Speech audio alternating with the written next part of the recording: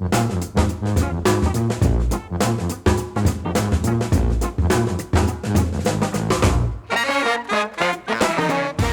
to What's Working, everyone. So happy you're here with us on the show today, taking a listen to what we're bringing you. This is the show about workplace, workforce, and marketplace trends.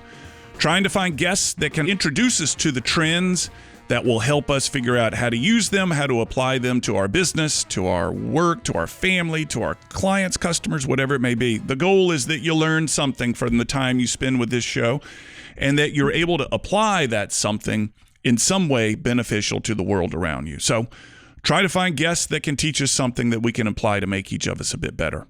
You know, one of the things that this introduction is going to cover two topics here. Number one is that my emotions have been very high for about the past 10 days due to what appeared to be a very blatant breach of contract by a client of mine.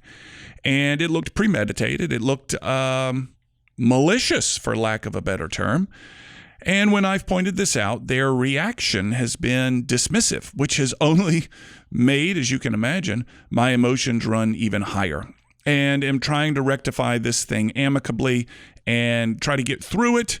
I've had to engage an attorney, and attorneys aren't cheap, to make sure that this breach of contract does not hurt me and that they just simply don't think that this is normal rules of the road, that they can do this and hold them accountable to it.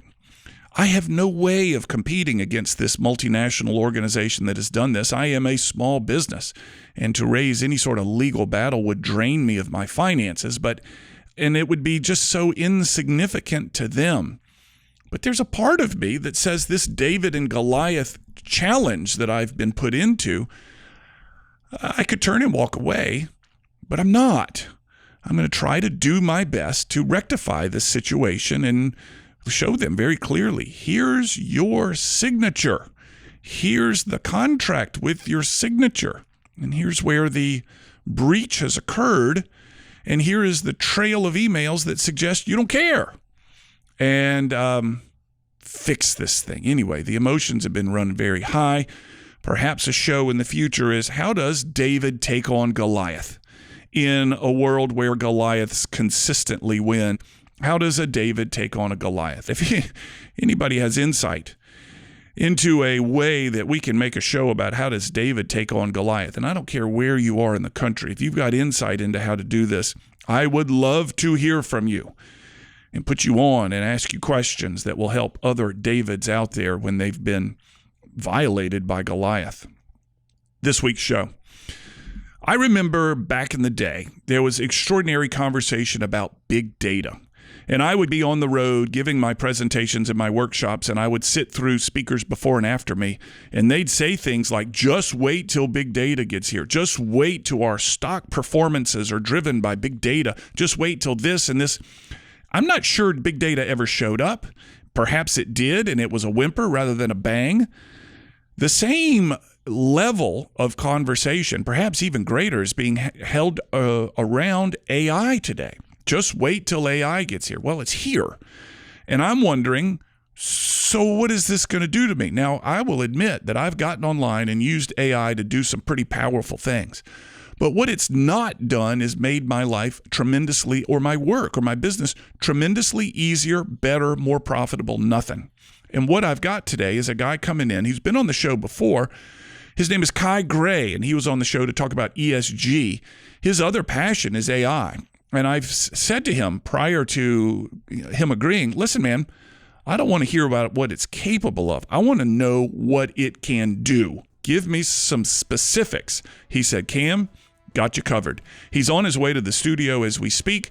After the break, he'll be settled in under the headphones on the microphone across from me. And my goal with Kai, tell me what this stuff can do. Show me how powerful it is. You're listening to What's Working. I'm Cam Marston. Be back after this break.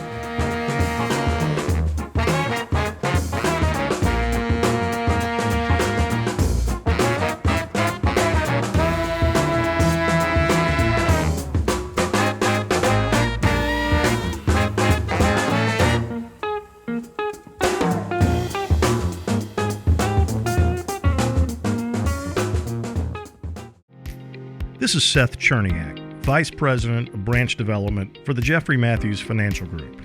If you're an experienced financial advisor wanting the freedom of independence, but aren't sure making that jump is right for you, we should talk. Jeffrey Matthews has developed a successful program for advisors who don't want to be 1099 contractors and don't want to pay for their own overhead. We're looking for advisors who want the freedom to run their business the way they see fit, with the support that comes with a W-2 firm. If you're interested in joining one of our branches, or if you want to open your own branch as a full-time employee, let's chat. Our compensation plan is one of the most competitive among all W-2 firms, big or small. Reach out to us today at jeffreymatthews.com, connect with me, Seth Cherniak, on LinkedIn, or click the link in the podcast. Jeffrey Matthews Financial Group, member FINRA, SIPC.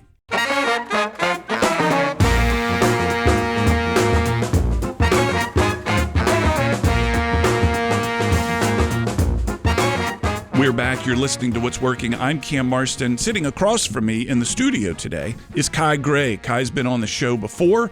Our focus on that show was ESG, but I've learned since that he is a powerful, and I'll explain that in a moment, AI advocate. He leads the Lower Alabama AI group, and if you're not in Lower Alabama, that doesn't eliminate you from the value of our conversation. He calls himself a power user. So, Kai, thank you for your time. Welcome back to What's Working. Thank you very much. A pleasure to be here. I want to hear how you have become a power user of AI, and then we're going to get into not what is this stuff capable of, but what can it do for me right now today? Sure.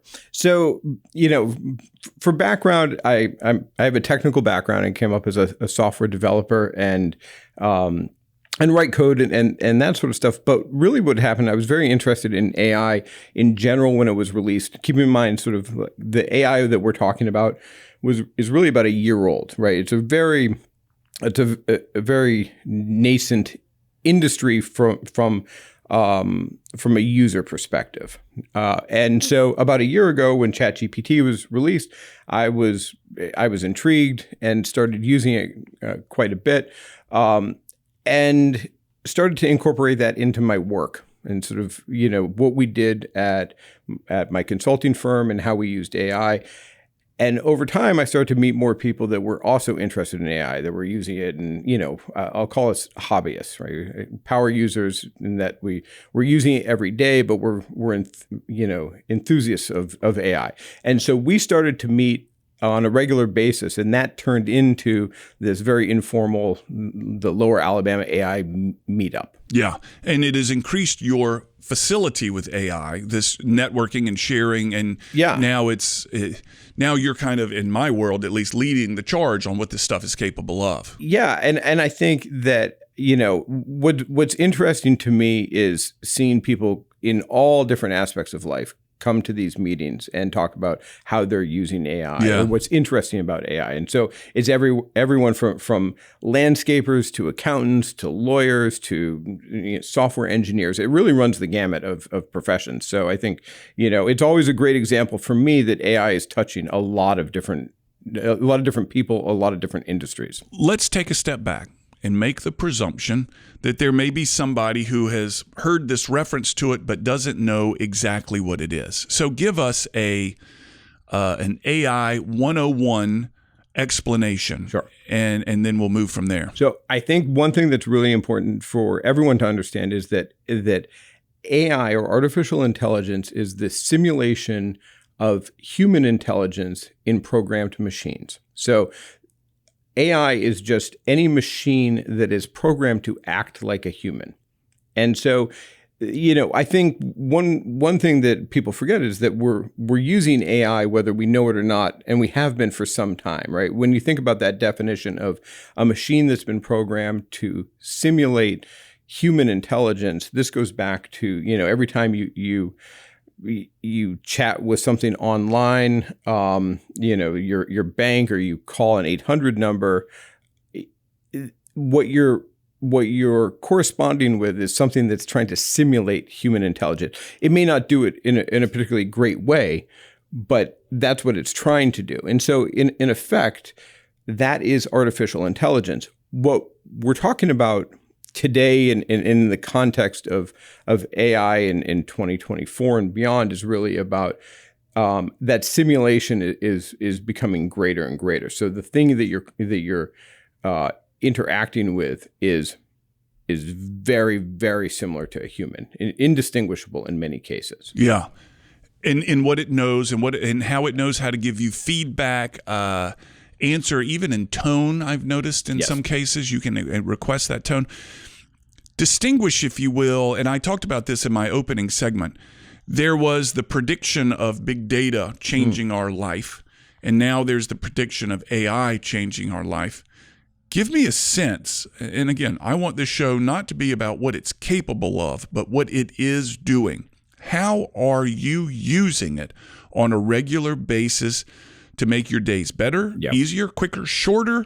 And how did you get to that point? Sure.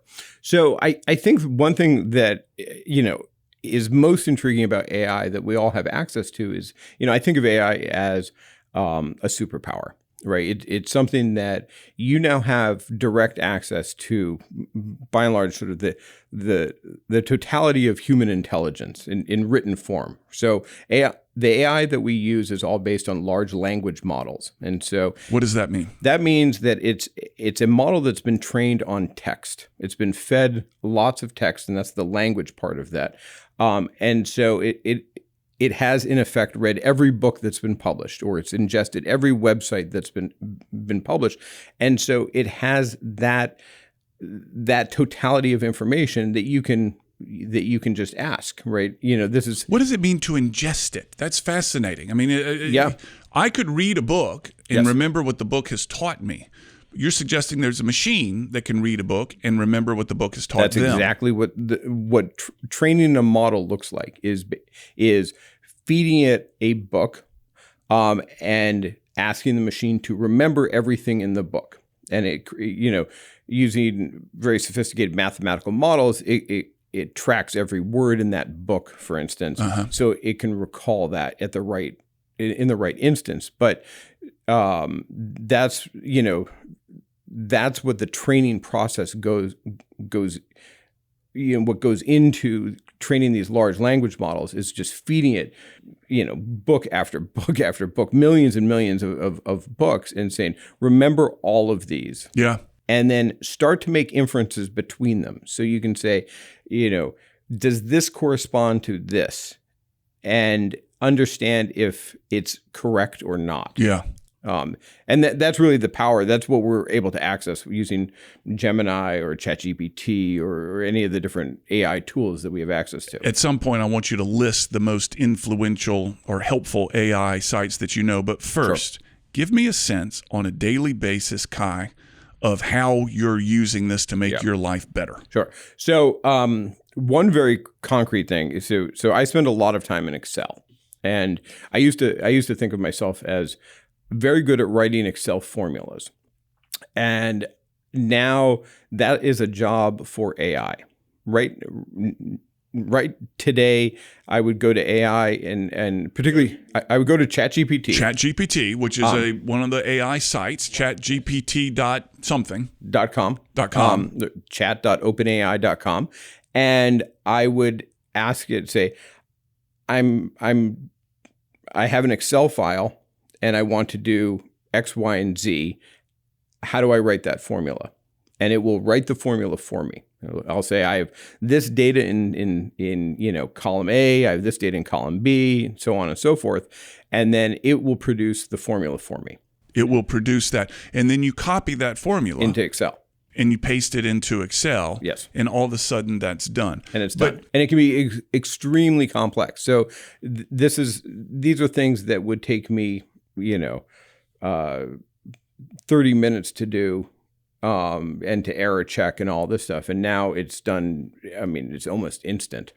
So in doing that, you've got to know the capabilities of Excel. Yes. You've got to know what outcome you're looking for. Yeah, that's a really interesting thing. And this goes at the heart of there's this idea, and I hear it a lot, where it's about AI taking people's jobs. Yeah. Right. And I think that where I land on that is that AI is not going to take your job. AI is going to take the jobs of people that don't incorporate AI into their job. Right. And so, I know a lot about Excel. So I have enough domain knowledge that I can employ the tool to do the job I wanted. I think it's much harder if I were a if you said, hey, I want you to use AI as a farmer, I don't have any domain expertise in that. It probably wouldn't be an effective tool for me. So you've got to know you've got to have a deep expertise, and then you can utilize the AI Yes.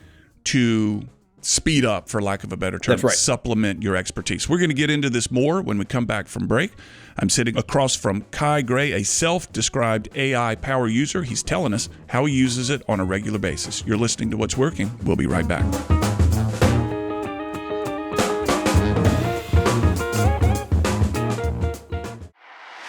This is Bill Eastet. I perfected my baking recipe behind my live music stage at my little restaurant in Fairhope, Alabama. We have custom-made smokers and small batch bacon made just for you. So if you're looking for the best bacon in America that has been cured, smoked, and even serenaded by songwriters, you definitely need to try Billy's Small Batch Bacon. www.billysbacon.com.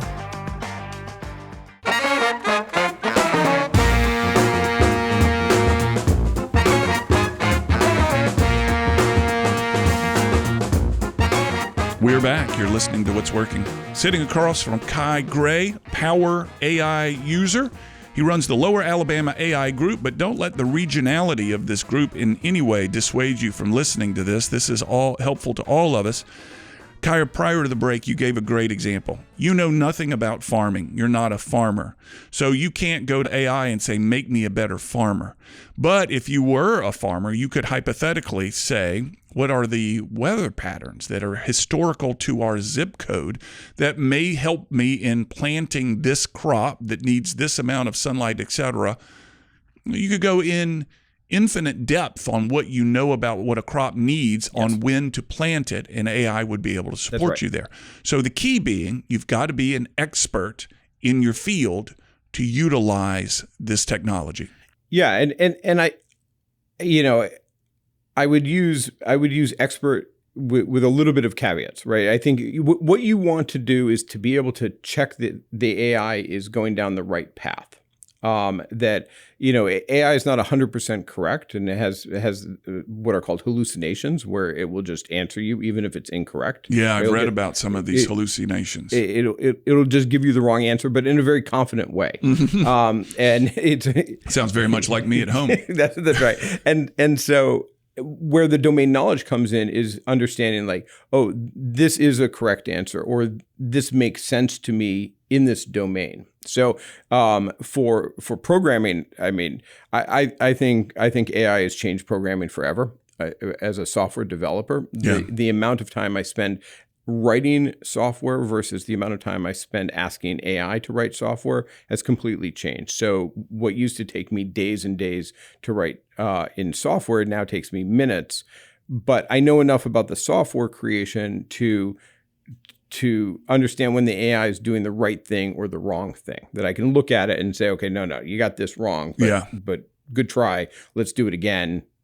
Try this. So you don't give up on it. You say, let's re-ask the question differently. Yes. And this is something about AI that is really important, is when you're interacting with it, it's a very iterative process, going back and saying, okay, think about it like this, or here's an example of something I liked from before. Use that and reincorporate this. Or when I ask AI to write something for me, I'll typically say, well, I like this part and this part and this part. Rewrite it using those things that I liked. And it does a very good job of sort of learning about that, learning what you like.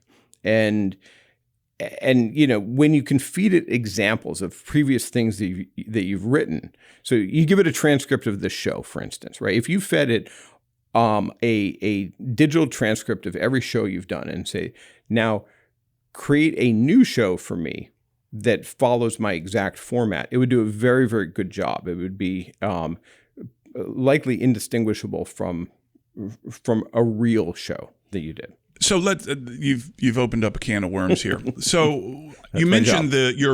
your Lower Alabama AI group Yes. had landscapers in it. It had Yes. accountants in it. Can you give me an example of what one of these other people are, how they're using it? Yeah, one of the this was great. So a landscaper does some fairly high-end hardscape, stone walls and things like that. Said the story that they relayed in the meeting was that they had run into an issue. There was a leak in a wall that they couldn't figure out what it was, and they eventually figured it out. They basically rebuilt the wall and all this. But afterwards, in our meeting, we were demonstrating the ability to upload photos into ChatGPT and have the AI look at a picture and diagnose an issue. And he uploaded a picture of the wall he was working on and asked the AI to figure out what the problem was. So let me take this step by step. He had a picture of the wall when it was leaking, the before picture. The before picture. He uploaded it Yes. and said, diagnose why this wall is leaking. Yes. Something as simple as that. And it did a very good job. And he said the answer was, it basically broke down the problem and then the steps to fix it. And he said, this is exactly what we did. It just took us a lot longer to get to this spot. And so because of that, what he has his guys doing now is taking photos of the work that they're doing to have AI effectively double check the work. Say, does this look correct? No kidding. Yeah. So he gives AI the task of saying, our goal for this, what's in this image X. is blank. Yes. And it needs to retain water. It needs to not fall down when right. the soil is sodden behind it or something like that. Have we done it correctly? That's correct. And the machine, it's not a machine exactly, but the Many AI machines, yeah. is going, yeah, you did a good job. Yeah. Or no, I've noted a problem. Yes. Or is it, did you do the following things? Yeah. Right. That I can't see in this photo, but, is there gravel behind the wall? Is there, whatever goes into building a wall? It will ask him all these questions. And he should, more importantly, ask the guys in the field who are doing the work if they've done all of these things. And he said it's been a huge success. So there's no question that there's an extraordinary amount of content in our world today that AI, these large language models, I'm trying to adopt the terminology, can find online. And, they could hypothetically cruise my website and gather information like they can over tens of millions of websites. Yeah. But what about the audio? What about the instructional videos that I perhaps have created or others have created? What about all the tens of millions of YouTube videos out there? I'm curious, what is the limit to what it's collecting? Well, in theory, there's not a limit. I mean, the limit comes down to copyright issues. That's what sort of the AI industry is dealing with right now, is because they need a massive amount of information to train their systems on. And so when the first versions of AI were being trained, they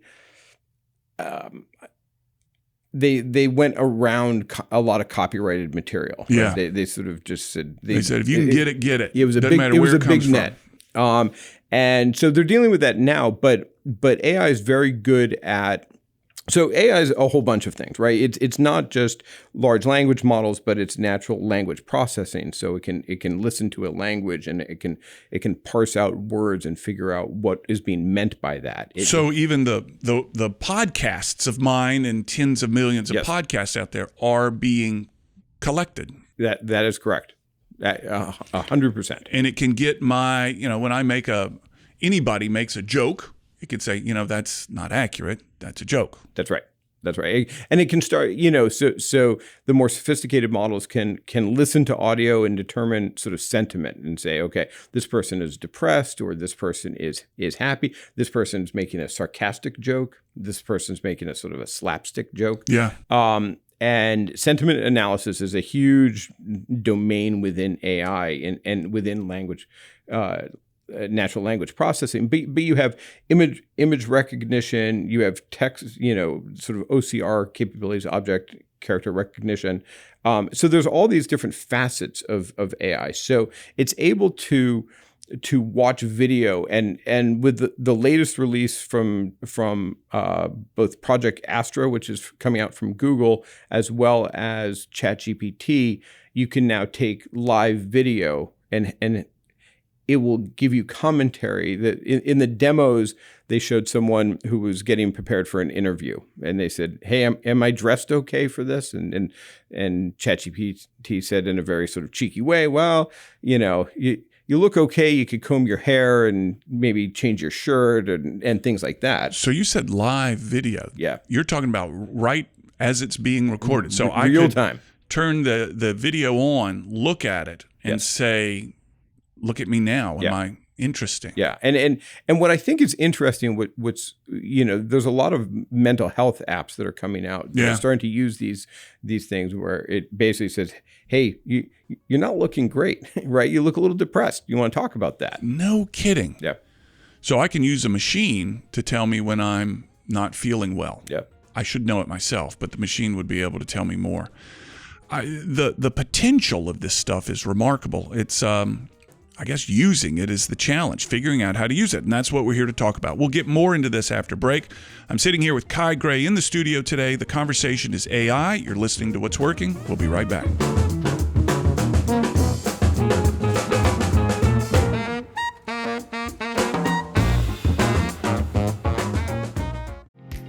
This is Seth Cherniak, Vice President of Branch Development for the Jeffrey Matthews Financial Group.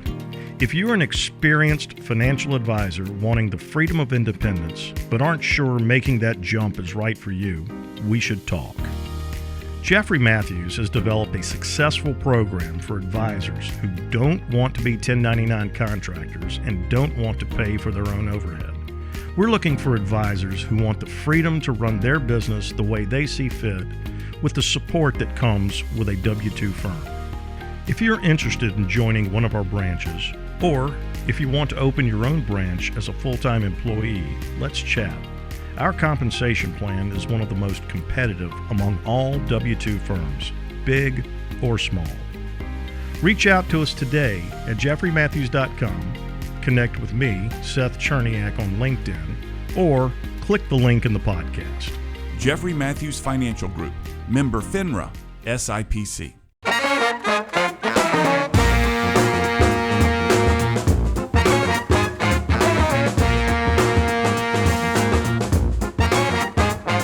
We're back. You're listening to What's Working, and I think there's so much meat left on the bone here with Kai Gray talking about AI that I can already tell we're going to run out of time, but we're going to jump into more of how to use this. Kai, during the break, we were talking about this insidious part of my life, yet I consume it at the same time, social media. How are you using it? You told me you were using it for social media. Tell me steps 1 through 10. Sure. So the backstory here is I'm not great at writing social media posts. It's not my forte. And I realized that AI can do a much better job with this. And so particularly for my company, we need to be on LinkedIn, and it's where our customers are at. So the short answer is I find articles that are interesting in my target segment. I pull those into AI. In my case, it's ChatGPT. But the same is true if you use Claude or if you use Gemini, the other big sort of big AI systems. And I ask it to write a LinkedIn post for me. And I give it certain parameters. So I've tweaked this over time to say I want the post to be 100 words or less. I want it to contain five hashtags. I want you to put in the URL so it will bring up the preview image in a LinkedIn post. And I've given it examples. I've said, here are my last 20 posts. Use these as examples of how to write this. Start to learn my tone from things I've written before. So I've uploaded papers I've written before, any sort of documents, so it can start to understand how I speak and say, use this style when you're writing whether it's an Instagram post or Facebook or LinkedIn, it doesn't really matter. But I get very prescriptive. I say, I don't want it to contain any emojis. I want it to, I want this to be an objective sort of commentary. I don't want you to take a side.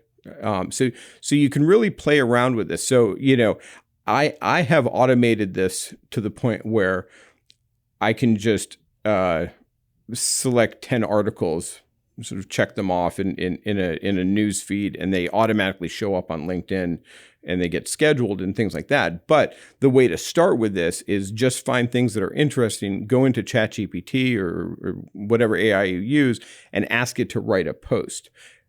And you're not going to like the first thing you get back. So then say, okay, well, that was a good start.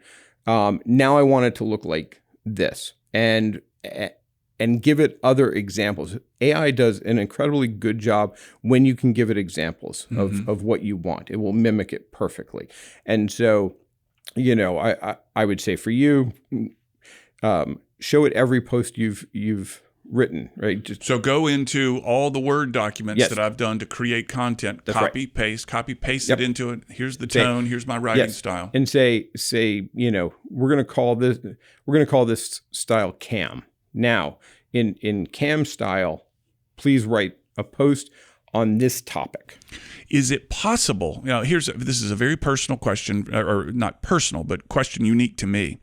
I've got 300 some odd radio shows. Yes. How do I get them into AI and say, give me the 3 most important points out of this show and then convert those points into a LinkedIn post? How do I take audio and put it into text so that you do it? Yeah, you can upload video, audio, text files, sort of whatever media you want To ChatGPT? Yes. Yeah. So I just drag that MP3 into ChatGPT. Yes.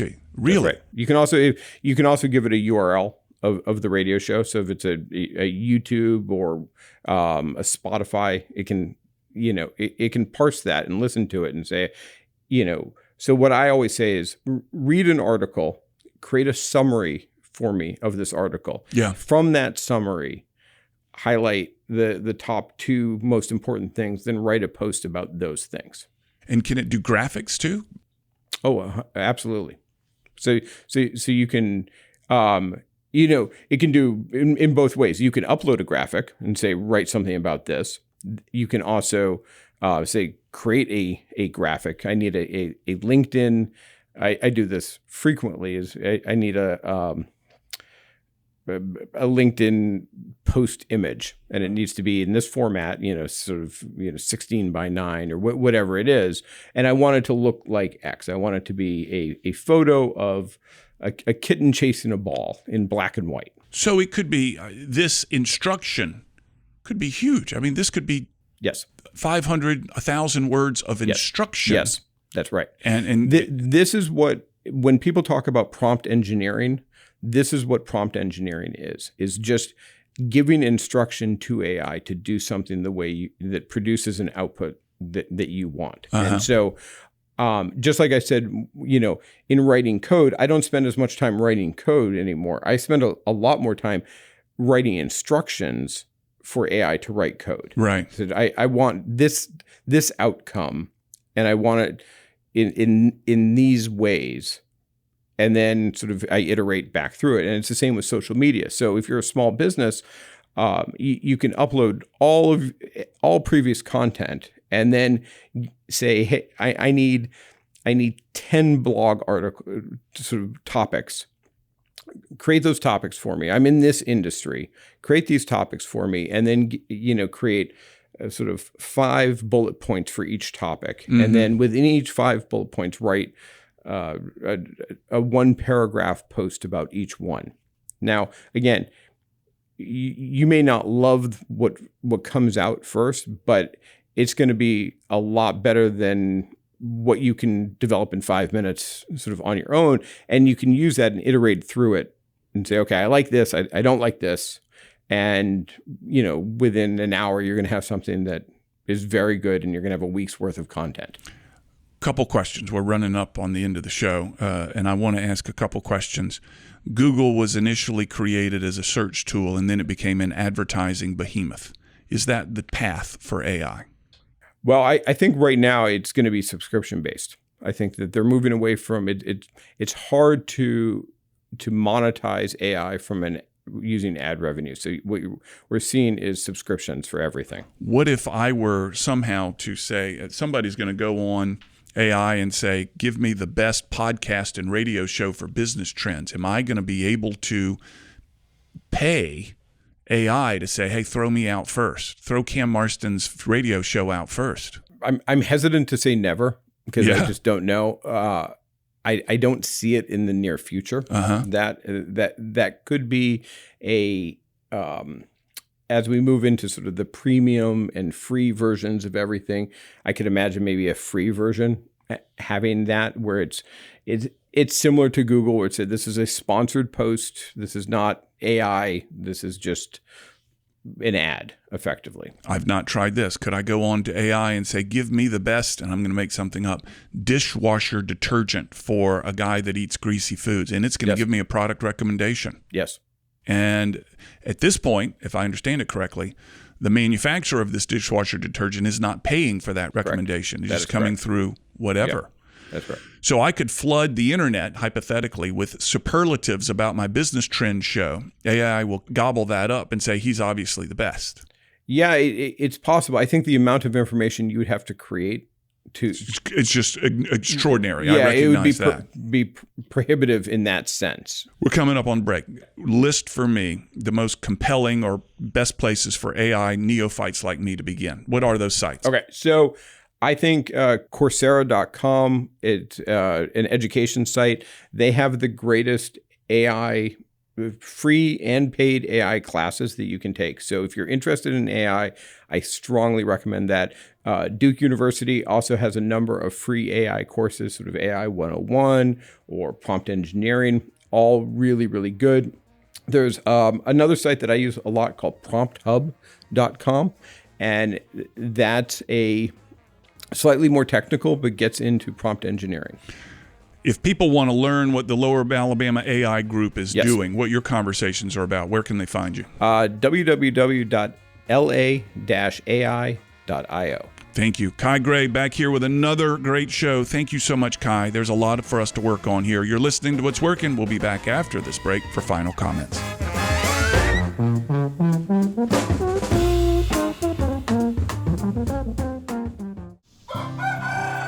I'm Joey Mason.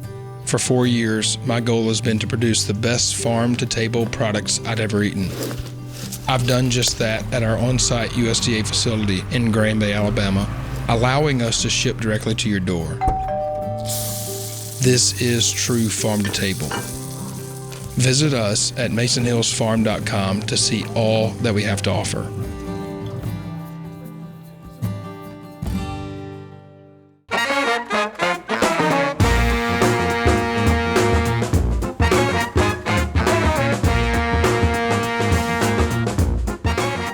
Folks, what I told Kai and what I think we need to probably do if we're very curious about this stuff is, as I told him, I need to go to a day on my calendar and put a big black line through that day and say, this day is all about learning what I can do with this technology, this AI technology.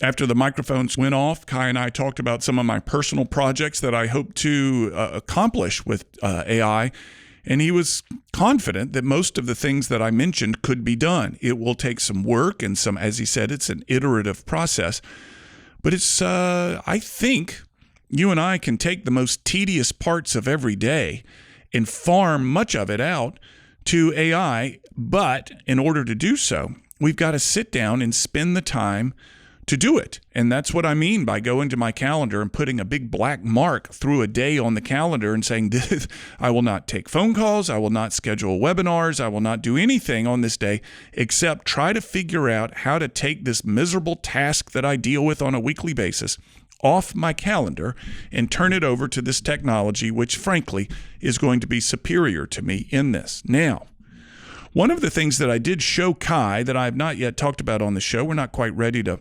roll it out formally yet, is this communication skills and this presentation skills workshop that I've been working on for about the past 6 months, trying to create something in an intimate environment of 12 to 14 people over 2.5 days that teaches them the skills of communication. These are the things that I've learned through this radio show and how to ask questions, how to interview people. These are the things that I've learned through 20-something years of keynote speeches, well over 1,000 keynote speeches of how to give presentations and deliver content in such a way that keeps people engaged, as well as develop followership and loyalty and authenticity from the speaker, etc. All this kind of stuff. We're working on this, and when it's ready to go, I'll let you know. But I showed him this outline, this very rough outline before he left, and I said, hey, do you think this stuff is vulnerable, what I'm trying to teach here? And his response was encouraging. And frankly, I was listening throughout the show to see if anything he said would threaten this idea that I have of this workshop. And he said, man, Cam, I think this is lifelong. This is evergreen. This has been valuable stuff since we sat around the campfire as cave people talking about dragons and demons and stuff like this. And it certainly is applicable today. The point, there is no question that I think in a short amount of time, we will be able to look online and say, well, that's artificially generated. That's AI generated. We should take that with a grain of salt, or be careful or know that that's not the real person. However, there is nothing that's going to replace interpersonal, face-to-face, manager to follower, leader to leader communication, and that cannot be altered. So the tools continue to advance. No doubt, we are now making tools that make tools that make tools. However, looking people in the eye, which is a big part of what every day is for so many of us, and communicating sincerely and genuinely is still going to be important. Something to think about. All right, that'll wrap us for this week. We'll have another show next week. Have a good week, everybody.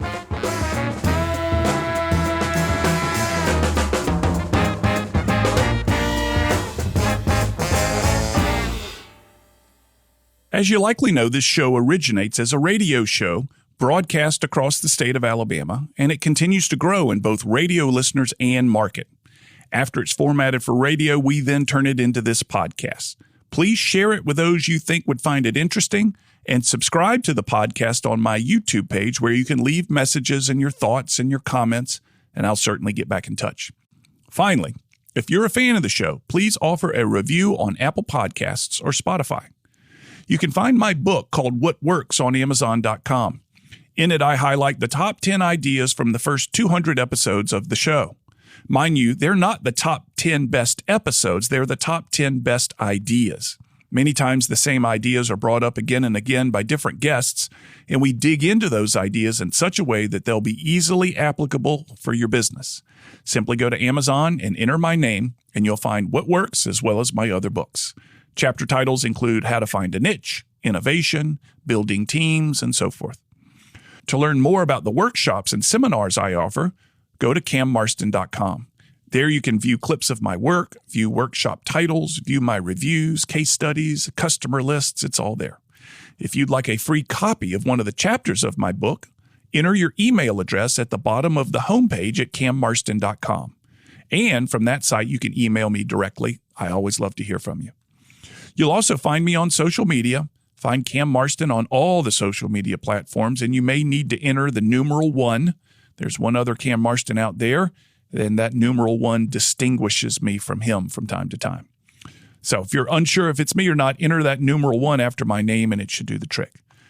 On a more personal and less professional side, I record weekly commentaries that air across Alabama on Alabama Public Radio twice each day on Fridays called Keeping It Real. They've won statewide and national awards. They're simple observations on the world as it goes on around me, and they're only a few minutes long. They're a passion. You can find them on the same podcast app you're using to listen to this. Finally, if you're interested in advertising on this podcast or the radio show, reach out. I've worked hard to cultivate a specific listener, and I can tell you all about them, and I have many different options for helping you reach them. Thanks again for listening. We'll have another episode available soon.